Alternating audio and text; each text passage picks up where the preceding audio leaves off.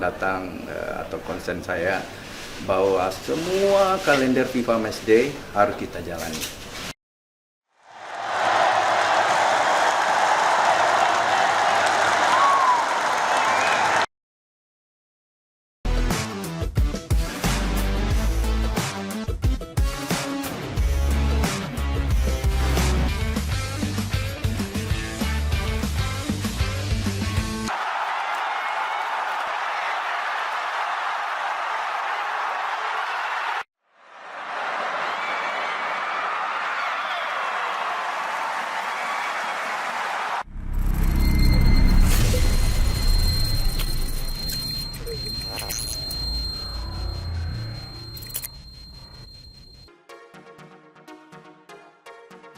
Sain Patinama, Sandy Walsh, Jordi Amat, dan Elkan Bagot dipanggil Timnas Indonesia di FIFA Matchday Maret.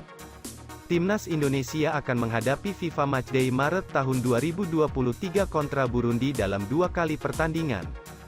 Laga tersebut berlangsung pada 25 dan tanggal 28 Maret tahun 2023 di Stadion Patriot Candrabaga, Bekasi. Dalam skuad yang memperkuat Timnas Indonesia akan diisi oleh Sandy Walsh, Jordi Amat, Elkan Bagot, dan Sain Patinama. Sain Patinama sendiri resmi menjadi warga negara Indonesia, WNI, pada akhir Januari. Kita sedang usahakan, ucap Wakil Ketua Umum PSSI, Zainuddin Amali dalam sesi jumpa pers di GBK Arena, Senayan, Jakarta Pusat, Senin, tanggal 13 Maret tahun 2023, malam. Dipastikan mereka bisa saja datang termasuk yang terakhir, si Sain yang sudah disumpah. Elkan Bagot, Sandy Walsh, dan Jordi Amat juga bisa, sambung Zainuddin Amali. Dia menambahkan, untuk surat pemanggilan akan mulai dikirim ke klub yang bersangkutan mulai Selasa, tanggal 14 Maret tahun 2023. Walaupun secara informal sudah melakukan komunikasi dengan tim mereka. Secara informal sudah, tutur mantan Menpora tersebut. Tetapi suratnya akan segera diurus Pak Sekjen, Yunus Nusi, kata Zainuddin Amali. Amali berharap Timnas Indonesia dapat meraih hasil positif atas Burundi. Dengan demikian akan memperbaiki peringkat FIFA yang dihuni Timnas Indonesia. Timnas Indonesia kini menduduki urutan ke-151, sedangkan Burundi berada di posisi ke-141. Kita berharap masyarakat memberikan dukungan serta kita bisa menang, ucap pria kelahiran Gorontalo itu. Karena kita tahu FIFA Matchday itu untuk memperbaiki peringkat, tutupnya.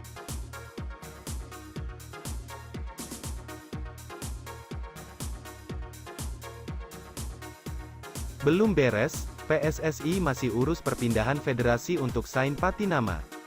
Anggota Exco PSSI, Hassani Abdul Ghani, menjelaskan bahwa perpindahan federasi untuk Sain Patinama masih dalam proses. Sebelumnya, Hassani jadi sosok yang bertugas untuk mengawal proses naturalisasi Jordi Amat, Sandy Walsh, dan Sain Patinama. Dua nama, yakni Jordi dan Sandy, sudah melewati semua tahap untuk jadi WNI dan perpindahan federasi.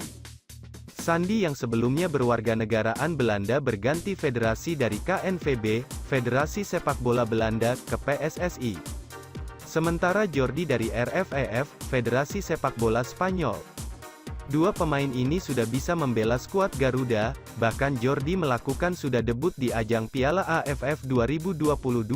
Saat itu, Sain masih bermain untuk Viking FK karena Liga Norwegia masih berjalan. Terkait Sain, netizen mulai resah karena prosesnya belum selesai 100%.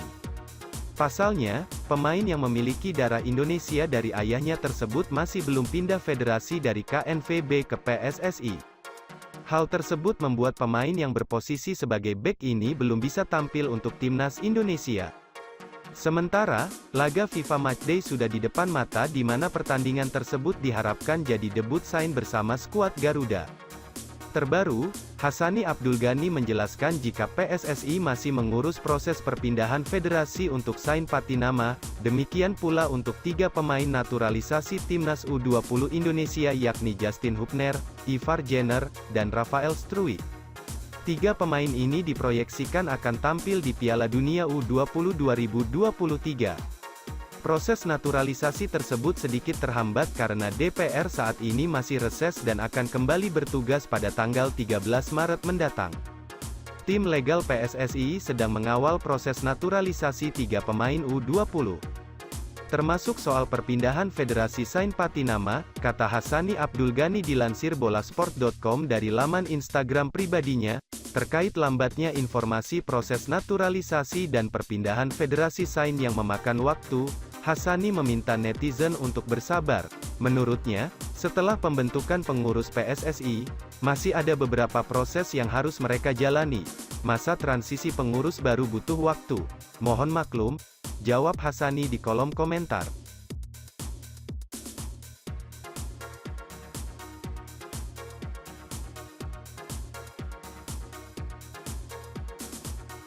Timnas Indonesia resmi akan menggelar FIFA Matchday 2 kali pada tanggal 20–28 Maret 2023. Calon lawan yang dihadapi adalah Burundi ranking 141 FIFA. Nominal yang dikeluarkan tentu tergantung peringkat FIFA tim yang datang ke Indonesia. Semakin tinggi peringkat FIFA lawan Timnas Indonesia, maka semakin tinggi biaya yang harus disanggupi PSSI. Rata-rata untuk mendatangkan suatu tim, PSSI harus menyiapkan sekira $10.000 AS, setara 151 juta rupiah. Angka itu masih bisa bertambah, tergantung seberapa tinggi ranking FIFA tim lawan tersebut. Terdapat kesepakatan-kesepakatan lain pula yang mempengaruhi harga yang harus disanggupi PSSI. Namun untuk urusan akomodasi dan penerbangan, hal itu merupakan tanggungan wajib PSSI selaku pengundang.